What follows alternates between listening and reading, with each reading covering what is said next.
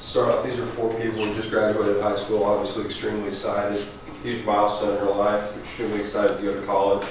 Coming out of high school, they have very minimal to zero financial skills or education on how to manage their money or to budget. Right before they go to school, they decide to purchase credit cards because the credit card companies emailed them and said, purchase our credit cards, you're going to need them in college. So they do. They go through first semester, make all these purchases, life's great, and then they get their bill at winter break and they realize they're in serious debt and can't pay off their credit card bills. And this is where most college students are right when they enter college. They realize that credit card companies take advantage of them, and they're put in serious debt, and they're put behind the 8 ball, and it causes a bunch of problems. So we're a new NPO that is going to educate these people before they even get to college, so that these debt problems do not happen. And so here are our problems with what we see with students with no financial education. So first off, Samson's going to talk about the need for financial skills for a secure future. I'll come back and talk about the problems with college students and young adults without financial education. Then Allie's going to talk about lack of financial education, how it affects debt. And then lastly, Prashant is going to talk about how high schools are lacking financial education courses. Then once we talk about the problems, we're going to come back in the same order and talk about the solutions and how our MPO is going to solve all those problems. So these are 4 scenarios which no one ever wants to see. No one wants to be in here, and they all have 4 things in common, from a flat tire to self-injury, unemployment, or speeding tickets, that all of these are going to put you in a crunch for cash, which is why financial educators refer to these types of things as a short-term emergency. According to a recent survey from the Princeton Survey of Research Associates, only 63% of American families could not afford a $500 emergency out of pocket, which means they would have to turn to a credit card or have to go somewhere else for help. And this is a very sad statistic because most median incomes would be budgeted correctly would be able to afford this $500 expense. This is just one of the problems with the lack of budget, because it detriments how well they can plan. And that's just the short term. There's also problems in the long term, and we also look at retirement. This is an example of a matching 401k plan, which is an employee-sponsored plan, which workers will set out a portion of their income, usually 3 to 6% to the employer, and the employer will double it and put it into a 401k, which is a retirement program. This is great for the employee because it helps them efficiently rack up their retirement account, and it's great for the employer because it helps them keep quality employees. But according to some research done by On Hewitt, which is a human capital consulting firm, 1 out of every 4 people do not take advantage of the employee-sponsored plan. So both of these, the short-term and long-term emergencies, or retirement plan, could be helped solved if people had one of these. This is a budget, just a very basic example. And while you think most people would have these, according to a survey done by the Huffington Post, 60% of adults admit that they do not have a budget. When you don't have a budget, you have no system to operate with to see how much cash is coming in and out and how much you can allocate to retirement or an emergency fund, which leaves these people unprepared for those scenarios. Now, Andy is going to talk about some problems that are more specific to college students. Yeah, so here are just the basic problems with college students. First, starting off with bad financial habits in college, which can lead to problems after school. So we see in many cases that kids come out of high school and go into college, no financial education, and they come out of college and they're in serious debt. And according to research done by Zahn Min, it has been seen that heavier debt in college can also have effects after school, such as the ability to save. This is a big issue because if you're immediately coming out of college having to pay off your debt, you won't be able to invest or save or spend the money the way you want. And that's going to lead to problems down the road because you won't have money in your bank for retirement and other things like that.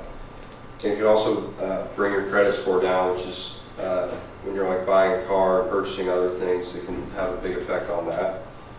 Problem number 2 is that students say they're not sufficiently educated in finance. According to a study, about 7% of students suggested a personal finance course for undergraduates, with most of them saying it should be mandatory. Once again, with no education, you're not going to know what to do once you get out of college and how to deal with this debt. So we feel like that teaching it not only in college but in high school before they even get to college would be very, very successful. Lastly, it is seen that credit card debt among students has climbed to an all-time high. According to Celia Barr of writerfordebt.org, who tracks stats among college students, she stated that the average college grad now carries $7,800 worth of credit card debt, which is up 60% from 1998. I know 1998 was a long time ago, and inflation has done a little bit to increase that number. But still, if you look at the overall grand scheme of things, coming out of college with over $7,000 of debt, well, I mean, it's just kind of eye-opening and very sad. It kind of puts you off on the wrong foot as far as financials. And it also shows that students are spending more than ever, and that it can add to these debt problems. And now Al is going to talk about more debt in general. So most college students lack financial planning awareness. According to Allie Bidwell, an education reporter from U.S. News, the national student debt is $1.1 trillion. To help you understand this, if you put $1 trillion from end to end, that would equal the distance from the Earth to the Sun. Also, students are graduating with more than $26,000 in debt, and then they're not even paying, more than half of that is never paid back. So students are going more and more into debt. And according to Megan McLean, Director in Federal Relations of the National Association of Student Financial Aid Administrators, it comes from the financial literacy issues, and students need to understand what they're getting into, how much they are borrowing, and understand that there are many different options at the end. The lack of financial education is leading to financial instability and money problems. According to Consolidated Credit, an average student owes $45,000, and that's not including credit card debt, which is more, and it has been increasing steadily in the past 5 years. And with this, we want to help with their personal finance to solve this problem. Those students who do not have the necessary knowledge are not going to be able to make informed decisions. According to Jill Norvalidis, a psychologist at Buffalo State, the average credit card debt per student is $2,500. 83% of undergraduates own at least one credit card, and only 32% of them pay back their monthly debt. So less than half are paying their monthly debt, which means they're increasing more and more each day. Overall, the lack of education can lead to debt, and this is why we think it should be taught in high school, and Prasanna will talk more about it. Okay, finance should be taught in high school during high school because the study done by the U.S. Bureau of Labor Statistics says 1/4 of all high school students get their first job in high school. There's a lot of responsibility getting a job. Ryan Loss talked about a few of the things. One is filing your tax returns, lack of time management. When you first get a job, you don't know how to balance between work and study life. The lack of knowledge to budget. The new money you get in, like instead of spending all of it away, like throwing it away, like put it in for the future, they don't have financial long-term goals, skills to create long-term goals. Lack of understanding of debt, insurance, and taxes. This is very important because we will make our first investment buying the cars. Like, we don't know how much the cars cost, the insurance, and the taxes you pay on the car. And high school, not all students go to college. Waiting until college to teach personal finance is leaving out a large amount of people without financial literacy. Ryan, in his article, talked about Jumpstart surveys. In that survey, it said in the survey done for the high school, 62% was the average on a financial literacy exam. That you will see why that's such a bad thing, because 9.6 high school students there's 9.6 high school students. Only 69.2 will go on to college. The other 30% will end up dropping out. So that would be 9.6 times 30% would be 3.6. That's more than the population of Kansas City without any financial literacy. So.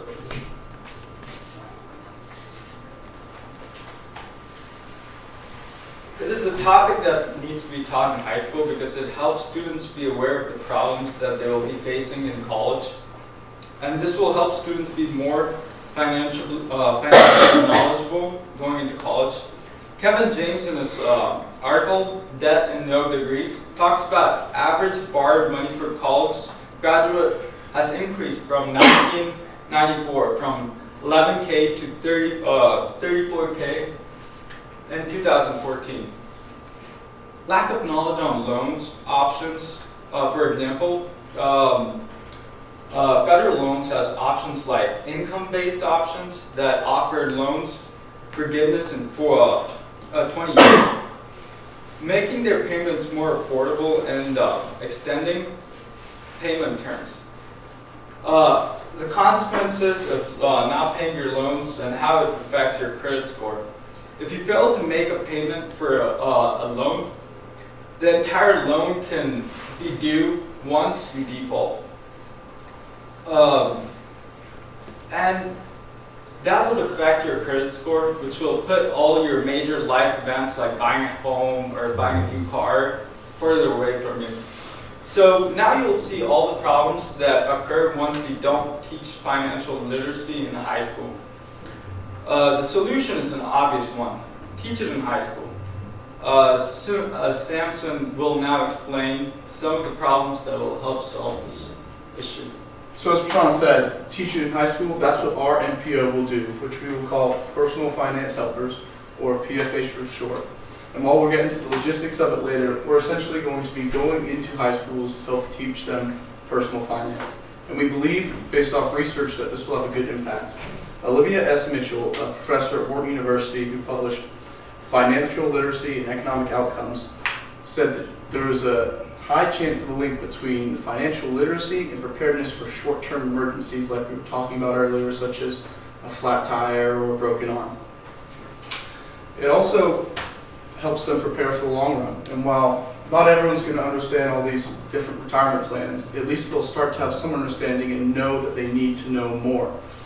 A study by the Federal Reserve shows that financially literate people were more likely to contribute to employee-sponsored plans than their non-financially literate counterparts. So they'll know which of these, such as a matching 401k or which IRAs, they're going to want to put their money into to efficiently build up for retirement. Also, being financially literate will help get away from the nightmare of having to pay these guys back.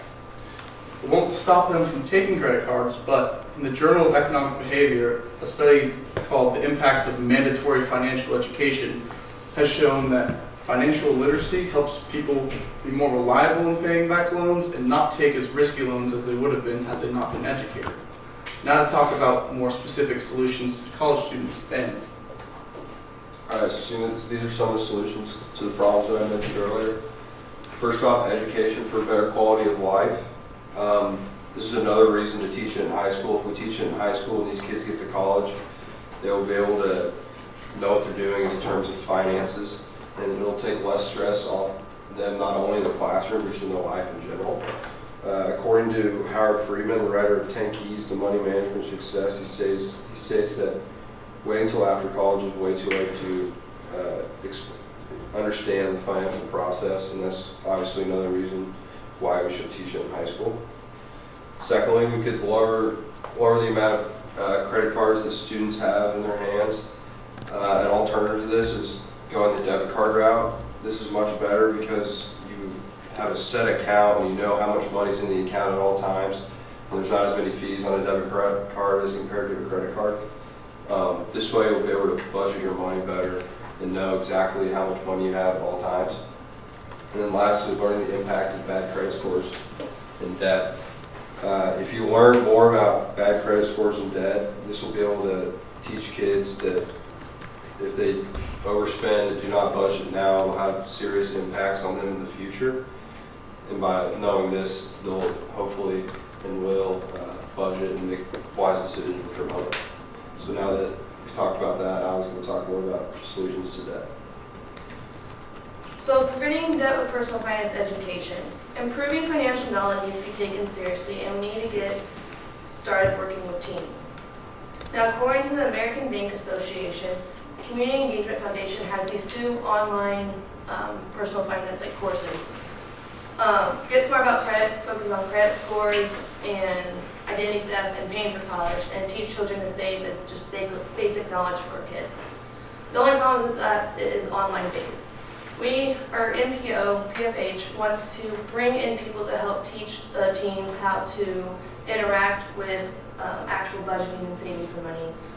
And also, as you can tell by this picture, Kansas does not provide personal finance education and does not require it, and it needs to be required to help them understand. Teaching personal finance can help students in the future manage money.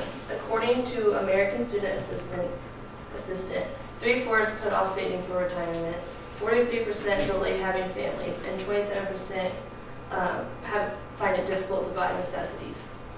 As you can see, this is an issue. We need to fix it. If we bring in personal finance knowledge in the high schools as teens, they'll better know how to save and manage money in the future.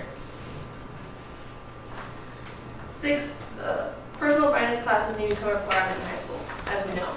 69% of students think that personal finance should be taught in high schools, and 25% are only provided financial knowledge. We want to increase that 25% up so that they know about personal finance when they get into the real life, and decrease that what they think that they should be taught. To help helping preventing debt with financial education, Prasanna will talk about why it's optimal time is in high school. This is an optimal time because in a smaller environment like high school, you can create a mini economy. Basically, give them fake currency, which will help help them understand how to write a budget and what is a budget, and basically record the financial data. Like when you want to purchase something or you receive a reward for doing a homework, it's easily recordable, and then you can teach them how to write checks and balance them at the end of the month. This is a simulation. It is Barbara O'Neill called this Mad Money City. This is where we'll have a bunch of storefronts which will have a list of jobs. So it's basically it's fun, very authentic, get students involved. They receive a real life scenario. They will be assigned jobs, salaries, and mortgages. Kids, and they are given constraints on how they will spend the money. They'll tackle the problem in a particular way, which makes it very fun. This helps kids experience being a grown-up for a day. And students love it. And teachers also love it because it's a real-life scenario. And it's very effective in teaching kids a complicated method in a simple way because it's hands-on experience. This simulation will help students make smarter decisions in the near future. Now, Ali will talk about the financial breakdown to bringing the project to life. So as you can see by the numbers, we will not use the whole 25,000, but we do want to run this program for a few years to collect data and see how students have benefited from it in the future. And our NPO has a plan and phases for the future, and Samson will talk about that. So these are the 3 phases for our MPO, which the funding will mainly be going towards phase 1, introducing and running the program. That'll include, as you saw on the expense sheet, training employees, but we're going to need the full $25,000 for some management as well, and for other years to train new employees in case some leave, move to a different city, etc., etc. After we've run the program for a couple of years, we'll have a good chunk of data, not only with multiple classes who've gone through the program, but we'll also be able to go back to the first class and see how they're doing now that they're off in college in the real world, and show the benefits to that. Hopefully when we show these benefits, we'll be able to transfer control of the program to school administrators at Lawrence High School and Lawrence Free State. Once we show them how important it is, they'll want to take it on themselves, teach to their teachers, adapt it to how they want to do. That's up to them. Then hopefully they'll keep it going, kind of a repeat of what we're going to end phase 1 with. They'll get that data from the students they do, and then spread to more high schools in Kansas and maybe even more states, depending on if they have the program or not. So, in conclusion, RMPO, PFH, wants to solve young adults' need for financial skills, help them prepare for college to solve their financial problems by becoming financially literate, give teens financial education to help understand their future debt, and give them resources for a personal finance education. Are there any questions?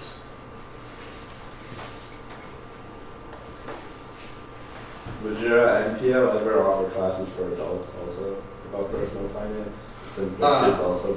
There are already some personal finance classes like in community centers and other government-sponsored programs. We really just want to target the high schools for our NPO.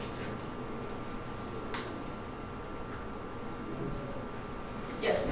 So in some of the states that you had mentioned, the personal finance requirement can often be covered through an AP course like AP Economics, AP Gov. How would you combat that? Would you have them require an additional personal finance course? Yes, we would like to separate it so that they don't have all this other information getting them confused with personal finance, because we think that's the big issue. Thank you.